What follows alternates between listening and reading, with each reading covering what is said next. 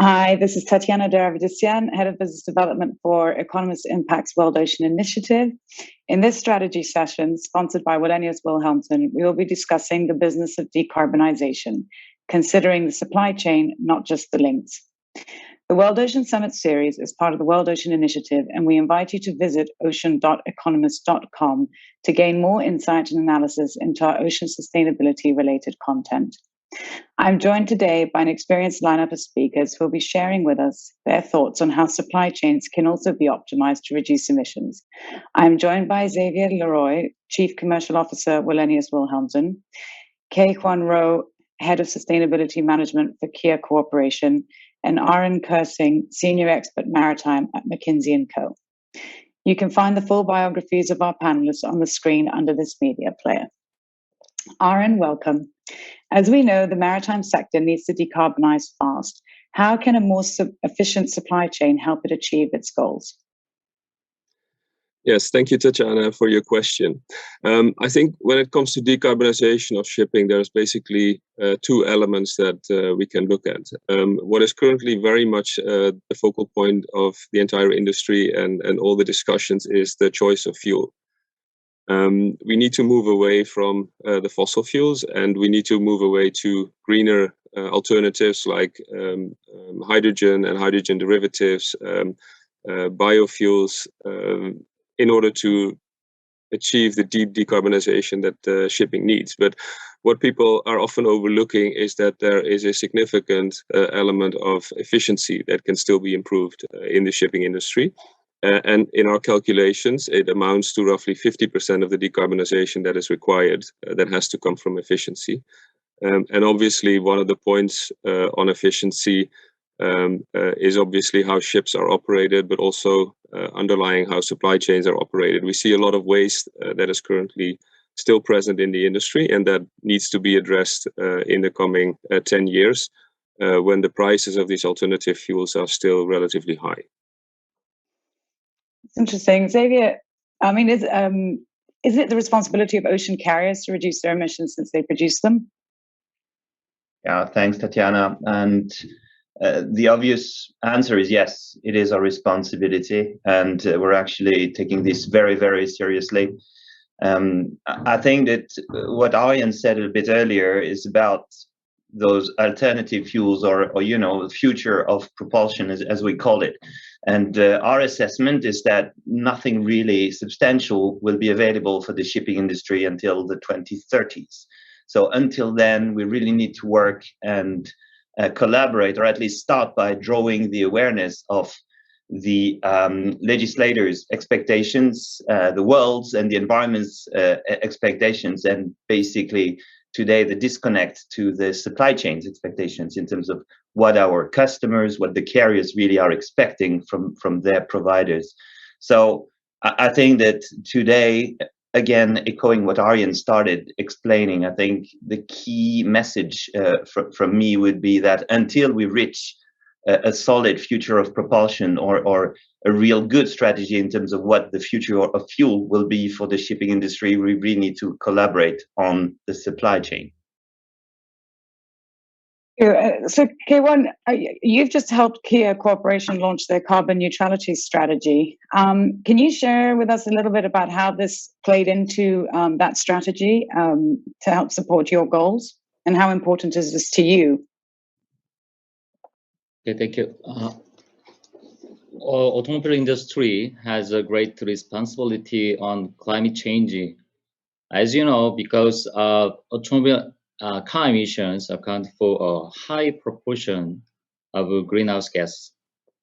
A sustainable movement is one of the biggest challenges facing mankind.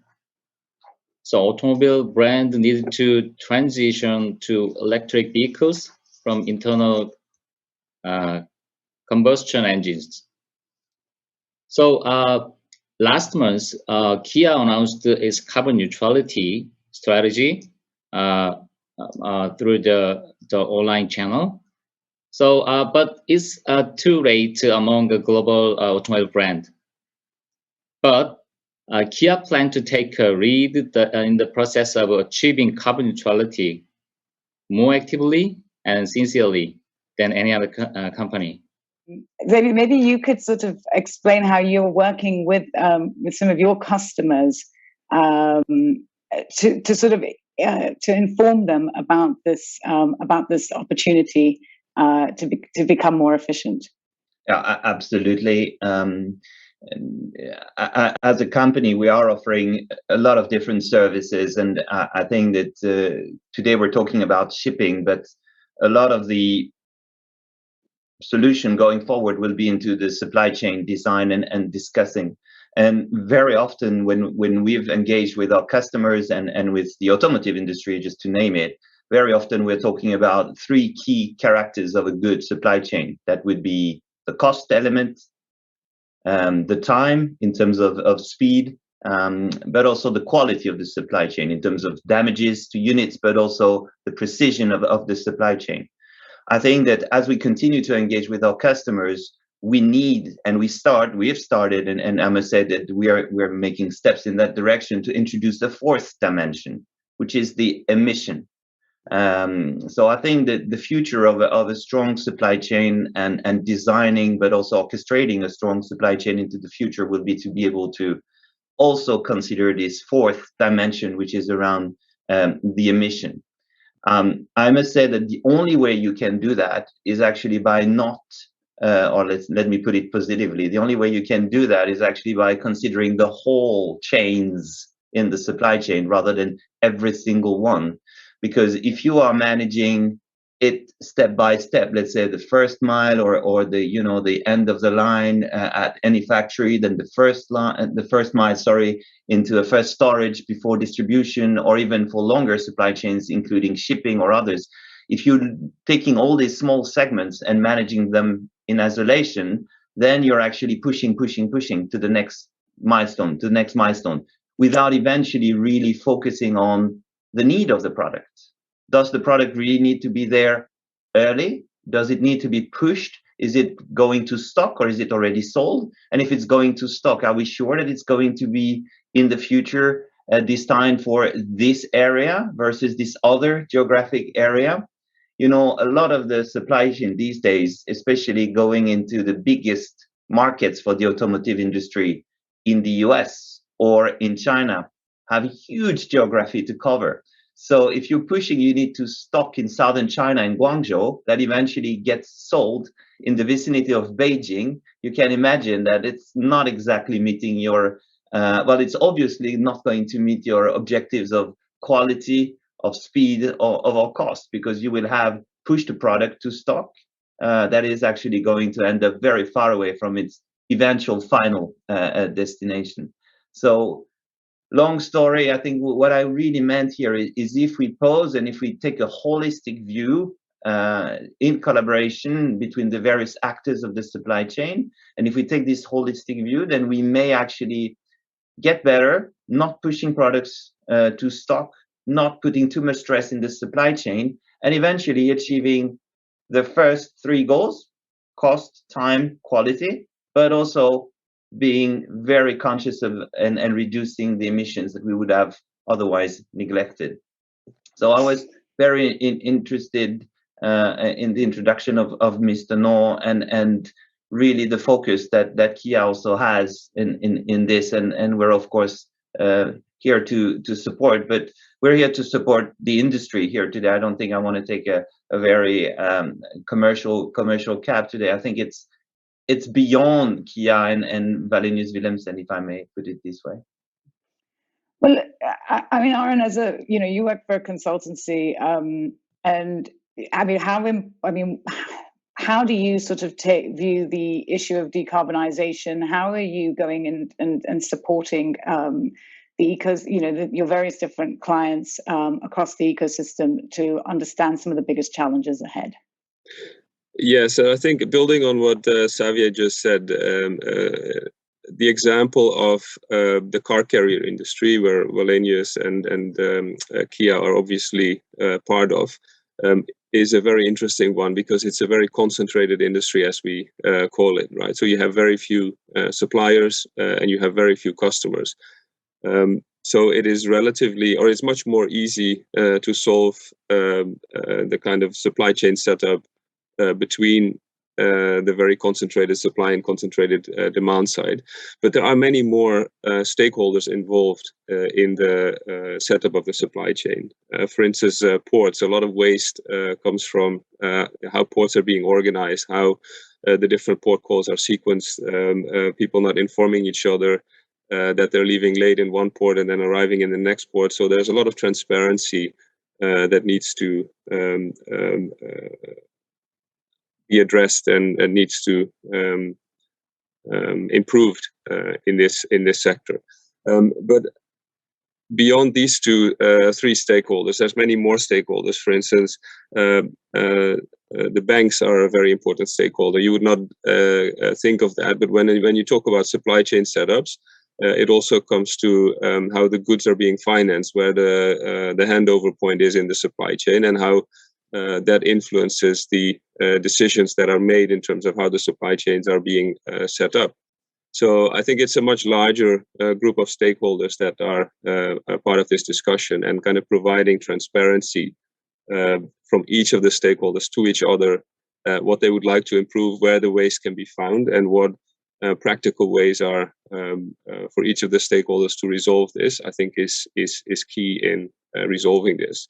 Some of the work that we've been involved in includes what we call green corridors for the Mission Possible Partnership, where we bring multiple stakeholders together and kind of discuss the issues that each of them has, and kind of provide transparency in what they see as their kind of roadmap of decarbonization in shipping. That goes beyond the cargo owners, like the car manufacturers, beyond the ship owners. It also includes the banks, the ports, the fuel providers, the engine manufacturers, the shipbuilders, because I think we say that in the next 10 years, the focus is on efficiency, but beyond the 10 years, we believe that the new fuels will hit the market. But 10 years has gone in relatively short time, right? So in order to make those decisions at the right point in time, I think bringing transparency to the market from all of these stakeholders is super important. The issue of sort of engaging all stakeholders is a big challenge, but a very important one. Kyehwan, I will ask you actually, when you're sort of thinking about your own sort of supply chains, how you're going to get your goods from A to B, what are the most important considerations that you have to factor in? How holistic view is important for all of us. That is why we set long-term and concrete carbon neutrality goal.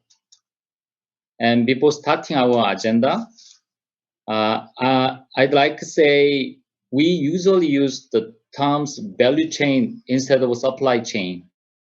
Okay. As considering supply chain is a good point, but one part of our value chain from our perspective, including supply, use, produce, logistics, and offset. In line with our vision of becoming a sustainable mobility solution provider, we commit to achieve carbon neutrality by 2045. And to do so, all the energy we will be clean, and all the product we create will be engineered to reduce harmful environmental impact. Furthermore, we will bring about tangible contribution to commit climate change under the three directions. One is sustainable energy, and second, sustainable mobility, and last one, sustainable planet. So Kia's carbon neutrality include not only scope 1 and scope 2, but also scope 3, like the supply chain. So I think we should collaborate with the ocean carriers to achieve carbon neutrality goals. So we need to make an effort to find out some good solution to reduce the carbon emissions. And Xavier, what role does data play in this? Yeah, it is extremely important. That's obvious. Just back to this idea of optimizing the network, and I'm not going to call it just in time, but the proper delivery precision, as I mentioned earlier. It starts by having a very good understanding of the consumption areas, of the dealerships locations, or basically the consumption areas where the goods are going to be consumed. It is really about having sound track records of itinerary times, of average storage, of understanding where the units are, basically from the start that they're being manufactured to the time that they're being available for distribution, to being wholesale, to being sold. So there's a very large number of kind of, let's say, data, which are either status of the logistic status of the unit or the product, which are around the consumption areas and the data out there, which is about also the knowledge and the intelligence of typical lead times at the various levels of the chain. So I think that once you collate, these are just a couple of examples, but once you collate or get all this data aggregated and in an intelligent way, then you can really understand from the moment that you decide, or the moment that a unit is sold, or the product is sold, or that it's not sold, then you can have an opinion as to how long it's going to take to reach the final destination, or on the contrary, what is the best way to keep this unit to stock based on knowledge, based on records of this type of product, color, and type of features. Then you'll have a better understanding of where this unit is usually consumed, and bring it closer to an area where it's going to be dispatched with the lowest time, the lowest efforts, and the lowest stress on the supply chain. If I'm taking an example, and I want to take back very quickly my example a bit earlier, if you have a market in South China, I think that you can very quickly aggregating your prospect of sales of such products into the future, you can actually very quickly derive to saving in terms of lead time, savings in terms of cost, potentially better customer satisfaction by having better delivery precision. And of course, because you have created a new kind of network design, and you're also saving on emission. I don't want to sound like a broken record, but of course, all this is deriving on data, from data. I think it's also very clearly related to having the proper systems and the proper interconnection of data between the various operators and actors of the supply chain. But once you have one repository of this information, you can really get and conclude to the right logistics, not necessarily on a unit or on a product basis, but on a consumption area or on the flow, on the corridor basis. If that's making sense, Tatiana.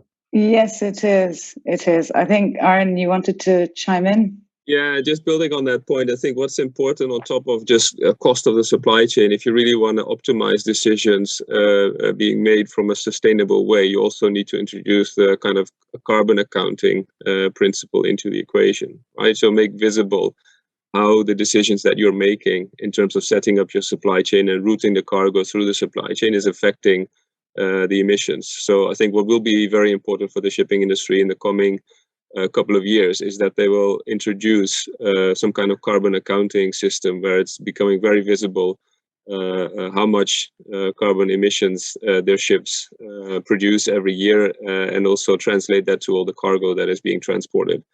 I think basically looking back and we've gone through a huge wave of offshoring where products have been produced at the cheapest locations, and basically transport was not completely free, but it's become really, really, really cheap.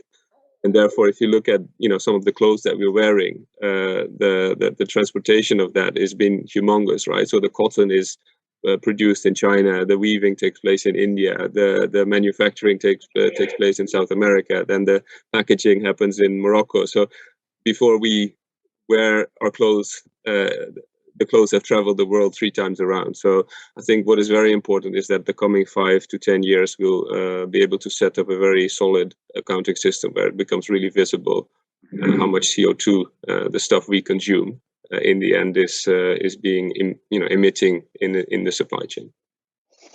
Yeah, I think from an end consumer perspective as well, we've all become a little bit, for want of a better word, spoiled, because you can order something today and have it at your door by morning, and that sets us up for that ability to sort of have things right at your doorstep in a few hours has changed very much the way in which we interact with goods. Aaron, I actually want to kind of come back to you on something, because you made mention about how decarbonization in the marine industry would have a tremendous impact, similar to that of steam-powered ships and combustion engines. Can you maybe expand on that a little bit more? Is this the sort of the revolutionary period for the industry?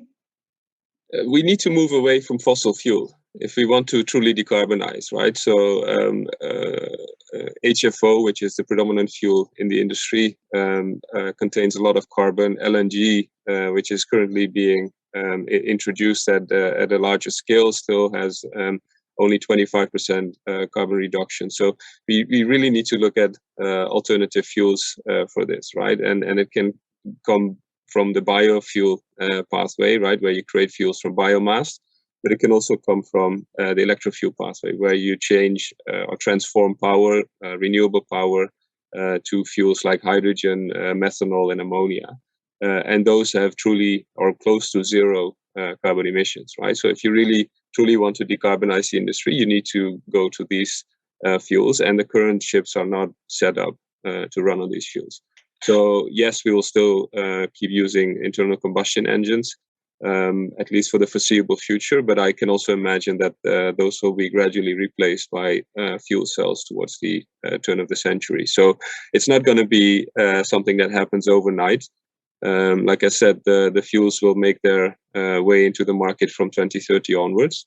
But it's something that we definitely need to prepare for.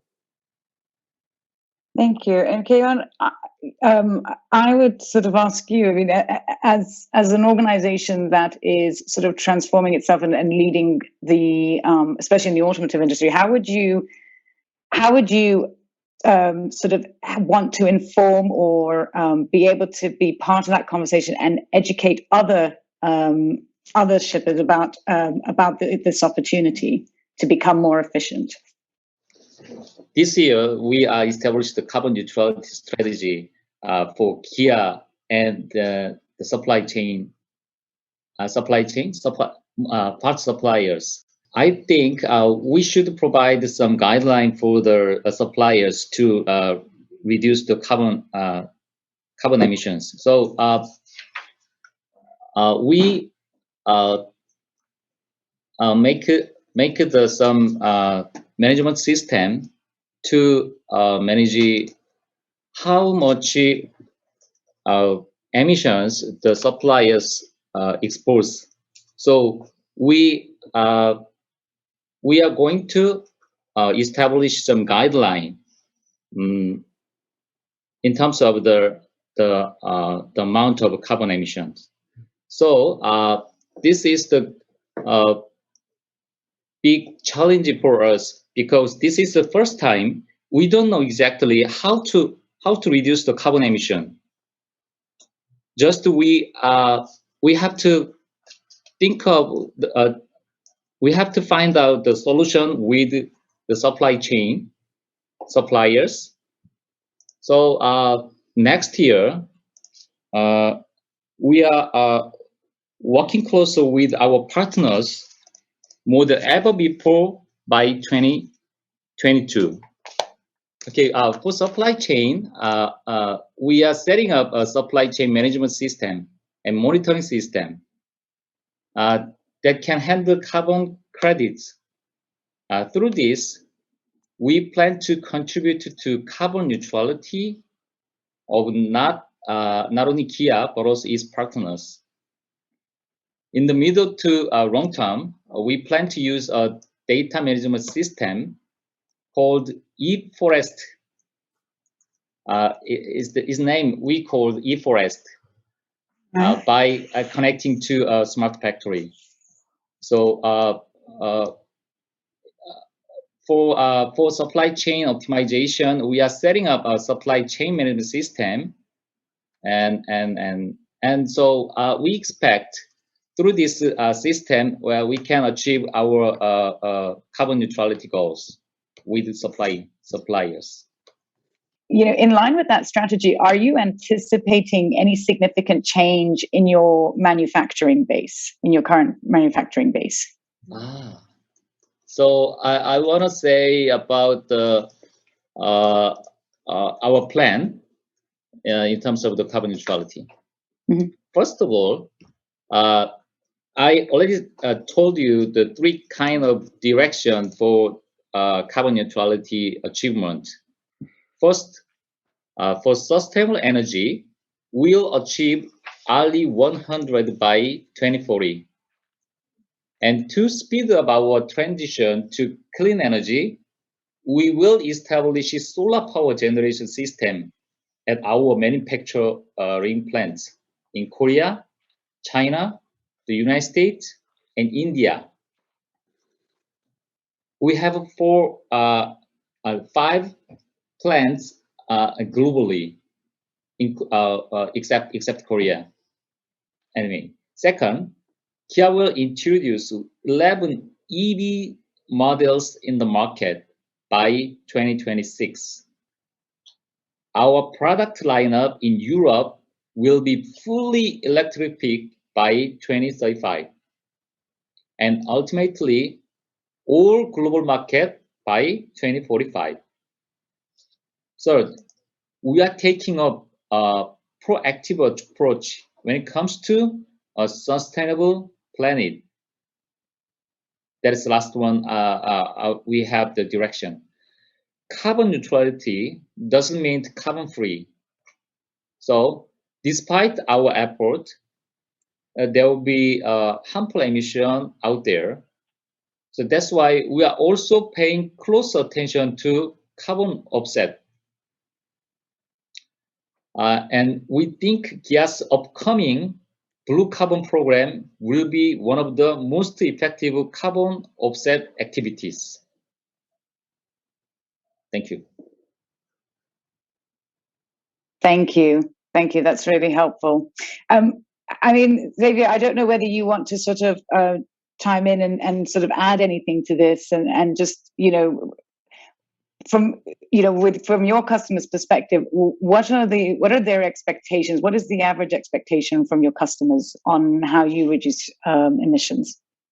Well, it's actually, we are working clearly with primarily automotive industry and big equipment makers. What they're expecting for us is, of course, our own precision. I'm not going to start again with my whole chain, but they're really having very stringent KPIs on us. And more we're engaging into this discussion around sustainability and the ability for us to reduce our emissions. They're very, very listening, or they have a very good ear to this, and they just really want to support us as well. But this is, again, collaboration, like Mr. No was saying. Pushing products to markets, as I mentioned, just want to give an example, is the speed of pushing products that are actually destined to storage has quite a big impact on our emissions. We typically sail our vessels at a speed of 15 knots, which is roughly a bit less than 30 kilometers per hour.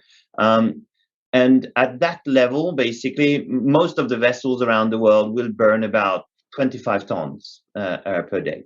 If we are then increasing the speed by 20% and reaching the speed of 18 knots, work with me here, 15 to 18, 20%, we're actually increasing the consumption by 60%.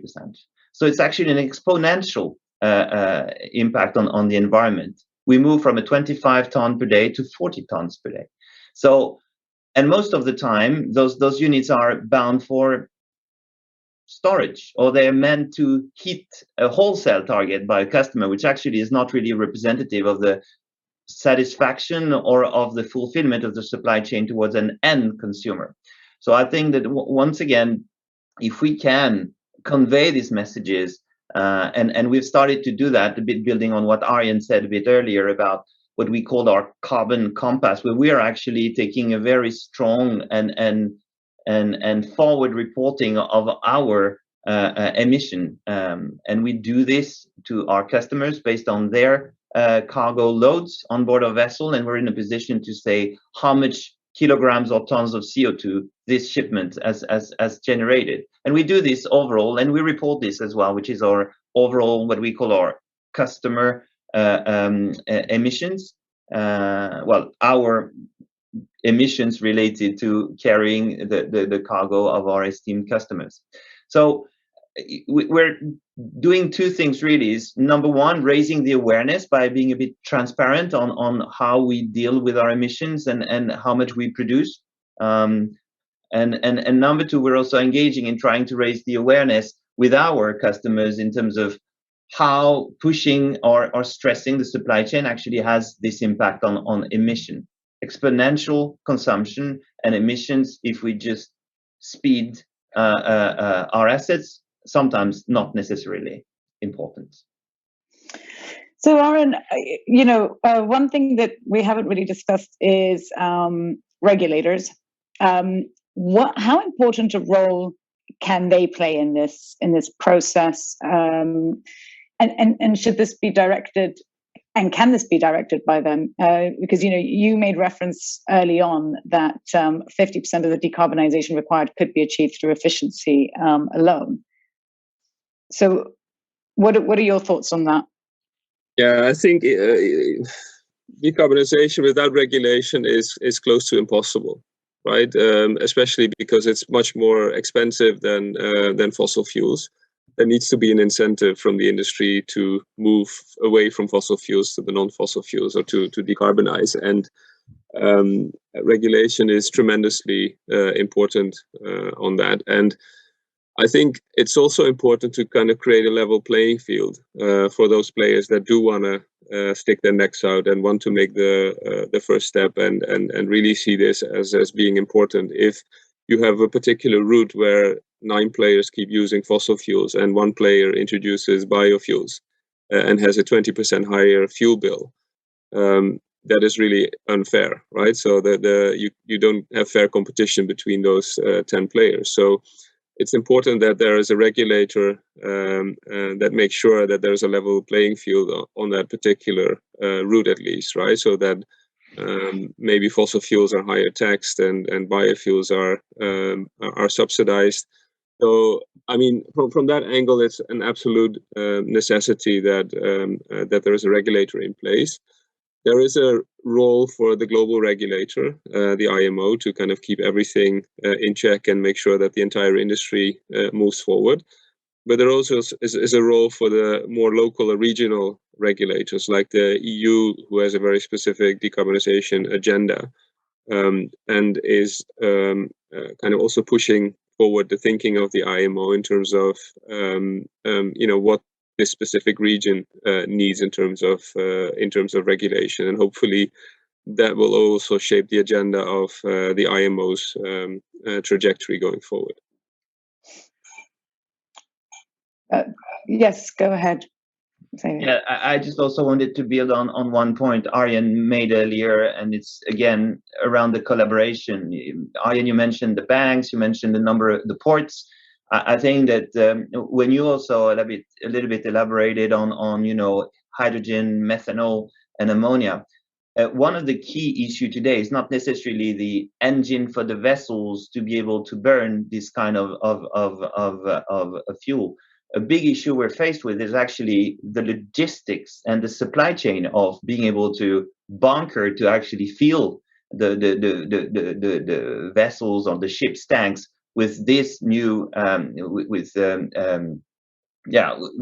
this new kind of fuels or.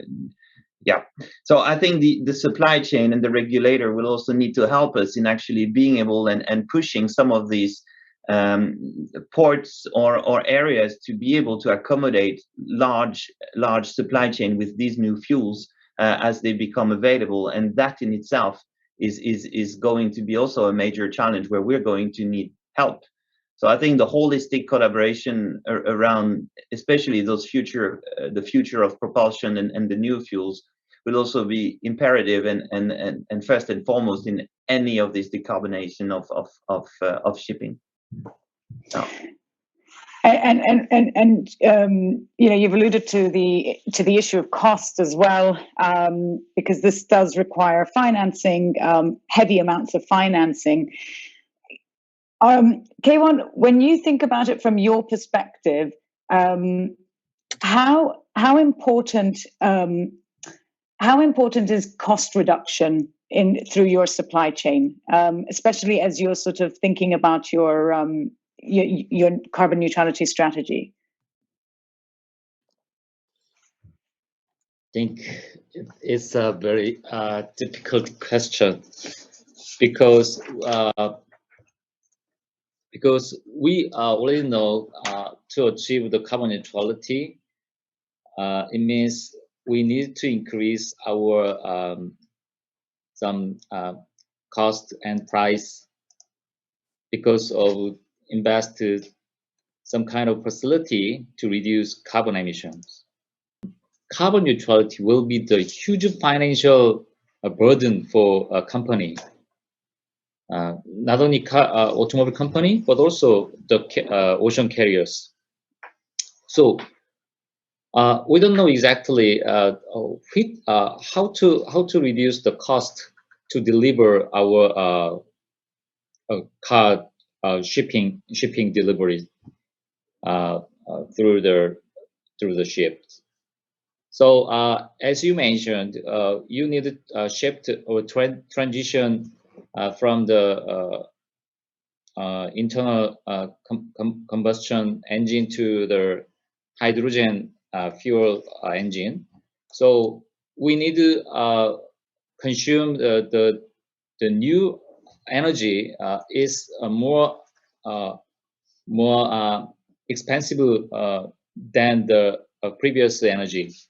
Although we achieved our carbon neutrality by 2045, I heard the shipping company will achieve by 2050. So we know there may be difficulty in achieving it due to financial and technical limitations. But I think the energy price, like fuel cell, hydrogen energy, will be decreased the cost. Maybe when we utilize the new energy for all around the world, because I expect the technology will improve more and more efficiency and more the cheaper than before. No, that's really, that's actually helpful because it sort of allows me to ask Aaron my follow-up question, which is, what are the mechanisms that can help sort of alleviate that burden of cost across that supply chain, and/or how do you drum up that the required finance? Because Kyehwan rightly just pointed out that some of the biggest challenges are the technology barriers and finance barriers. So how would you go about sort of addressing that? Yeah, I think that's the holy grail here. In how do we get a faster cost down trajectory on these renewable fuels, and also technology improvements to make the system more efficient. We've done a bit back of the envelope calculations, and I'm a bit generalizing here now because I'm talking across industry segments. But in the next 10 years, if you'd use fully decarbonized fuel, the shipping cost would be at least 60 to 80% more expensive than using fossil fuels. If you look another 10 years down the road, that has already reduced to 40%. If you look another 10 years further down, that delta is only 20%. That's without any carbon taxes. That's pure based on how the cost down trajectory of these different fuels is expected to fall going forward, and also how the technology in building ships and building engines and tanks, etc., will continue to drop. But still, that's a significant gap, and we're actually looking at the various influencing groups to kind of reduce that. And on the one hand, is like we discussed before, is the regulators, right? So there needs to be a kind of a carbon offset that narrows the gap between carbon fuels and low carbon fuels.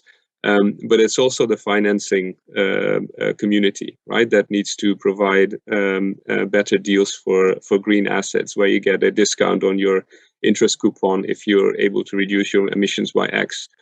And you currently see that that's already entering into the market. Maersk has ordered methanol fueled vessels, and they finance it against a green bond, which has a significant discount on their interest. But it also comes from higher willingness to pay from customers, right? So they're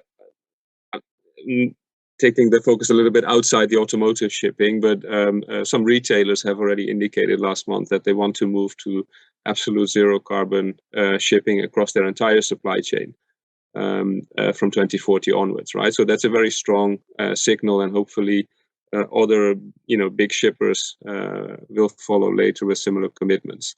So we're looking from different angles to close that 60%, 40%, 20% gap going forward. And we have a very strong belief that not in this decade, but in the next decade, that kind of 40% will be reduced to cost parity for some of the alternative fuels.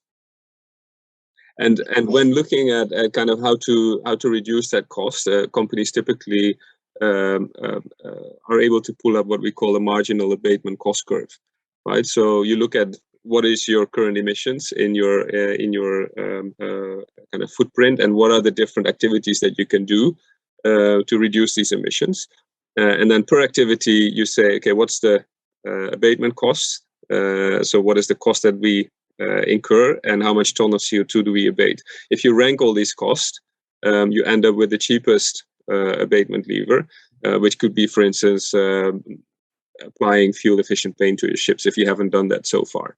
And the further you go to the right, the more difficult it becomes to decarbonize. And that's typically the approach that we see companies take. They pull up an abatement cost curve, and they address the issues one by one to make sure that they first pick the low-hanging fruits, and then gradually go to the more complex things to reduce the emissions in their value chain. Xavier, do you want to follow up and sort of add anything?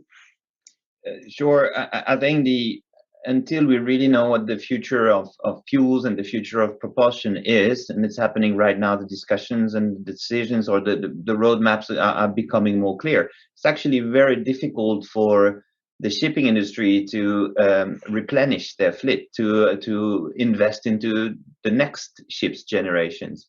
So I think that this is also another reason why, as Arjen said, that it's going to take another few years, and probably the 2030s, before we really get into this next generation of greener shipping. Let's put it this way. Meanwhile, I think that we're all aware of the push and the need for transportation around the world. The after COVID pent-up demands and the huge pressure on supply chains. So I guess the shipping industry in general is now going to the better existing solution currently, which, as Arjen mentioned as well, is probably LNG but we're also looking at other ways of shipping. There are a lot of investments, projects, and initiatives to look back. Actually, to both of you mentioned, Tatiana and Arjen, you spoke about this wind power. We're working on an Orcel wind concept, and hopefully make it a reality. But it's a little bit a period of time where we're a bit stuck between a rock and a hard thing, because there is no absolute definitive new technology to ship much greener. We know that the new fuels are coming. But again, we're unsure as to which fuel and what will be their supply chain will actually be the winners or will be the ones of the future. So we're a little bit in a difficult situation right now, and we're now finalizing our own fleet strategy. Now, if I just speak about Wallenius Wilhelmsen, looking into the future based on everything that we know per today and what we believe is going to be the future, it's a bit difficult. Another area where we're not looking for more regulation, but getting a little bit firmer roadmap as to what will happen on these topics would really help the shipping industry. Let me put it this way. Yeah. And what sort of, I mean, what sort of risks, cost and risk factors are you sort of having to calculate now? And how is this model around a sort of a more collaborative and holistic supply chain going to help mitigate a lot of that risk, or some of that risk? For me, I can maybe really start. Holistic approach, collaboration, a lot of what we do, and especially investing in ships, just to finish on that one, is a 25-year investment. So, as Arjen said, we're probably going to see, of course, complete new fuels, complete new modes of propulsion. We're also going to have to deal with 60% extra cost the first couple of years, and over time, basically seeing this round up to a parity, and back to what Arjen said. So I think it's also a question of engaging with the shippers, not only on their supply chain and how we do now to make sure that we have emissions as the fourth dimension in the focus, but also from a cost perspective. How do we work in sustaining the shipping industry for the next 30 years? I think this is also a dialogue that we need to have, probably not for today because it's a very big topic on its own, but it is actually an important discussion. So if you could each right now ask each other a question, ignoring the fact that you all know each other in some form or another, what would be the sort of pressing questions that you would want answered? I'll start with you, Aaron. Oh, that's a difficult question. I think for me, the big challenge going forward is kind of getting that clarity from each other in terms of what each stakeholder is trying to do, right? So what Xavier just said is like, you need to talk to each other. You need to understand what each other's ideas and intentions are, because you cannot do this by yourself. It's too risky, right? You cannot take the first step or take the first 5 steps and hope that the rest of the industry will follow. So my question is, to what extent do you believe in these kind of stakeholder group discussions or kind of joint initiatives with other stakeholders to kind of move this forward? Kyehwan, I don't know if you want to maybe answer that first. Okay.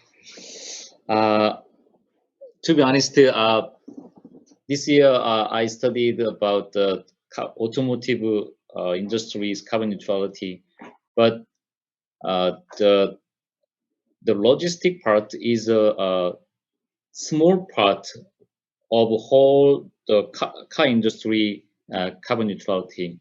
So just 5% portion of the whole part. But so I think carbon neutrality is an agenda that we all have to work together with long-time span by 2050. So I think the most important thing is to share our insight and plan and capability, and include technology. So we share that kind of things each other. That is important things. I really don't know how to reduce, how to solve this problem, how to go for the carbon neutrality achievement in terms of the ocean carriers is I have little information about that, so I just think of it just to collaborate, to share with all stakeholders. Nobody knows that. Nobody go to the final destination, include the car automotive company. So I suggest you to share our goals, to share our plans to achieve that. That's my perspective. That's my opinion. Thank you, Xavier. What would you say? I mean, I think that you've alluded to the good work that is going on, data collection, actually putting models like this out there. So, what's sort of your answer, or what is your question to the others? Yeah, I just want to come back on this fourth dimension: is how do we actually carve out the space for emissions to be reported based on data? Exactly. So not some fluffy or theoretical models, but I would like to ask the question. I'm not sure whether I'm actually asking it maybe to Arjen with his experience in working across multiple value chains in different industries. How do you think we can make this lower emissions visible and impactful on the three others typical supply chain KPIs? How would we make emissions a key result in achieving costs, a key result in achieving, as I mentioned, time and speed of the supply chain, and eventually the quality? Yeah, no, I think what is important is that kind of carbon emissions also become a part of the kind of control tower, as you say, of KPIs that you monitor. It's going to become an integral part of your KPIs and how you steer your decisions, and it will also hopefully become part of kind of customer choices, because it's somehow also embedded in the price of the transport. So. Yeah, that's the way I would like to look at it. It becomes more kind of an inclusive way of looking at things. Thank you. Kyehwan, do you want to add anything to that? I think this is very meaningful to share each other the roles and present common goals with the ocean carriers companies. So thank you for inviting me, and I hope will be more opportunity for communication in the future. We ask for your interest and support for Kia carbonizations in the future. Thank you. Thank you. I think that this has been an interesting discussion, and I thank you all for your time and participation. Some of the things that I take away from this is, not only the importance of this opportunity and sort of actually exploring all forms of opportunity to decarbonize the industry, especially where there are sort of delays in technology abilities and or finance. There are other solutions out there. To Kyehwan's point, sharing information, sharing ideas, I think is critical to this. And I want to say thank you to Wallenius Wilhelmsen for sponsoring this discussion. Thank you to Kyehwan and to Arjen for their comments. Please stay tuned for the next session in our shipping track and the exciting 4 days ahead of us at the World Ocean Summit Asia Pacific. Thank you all.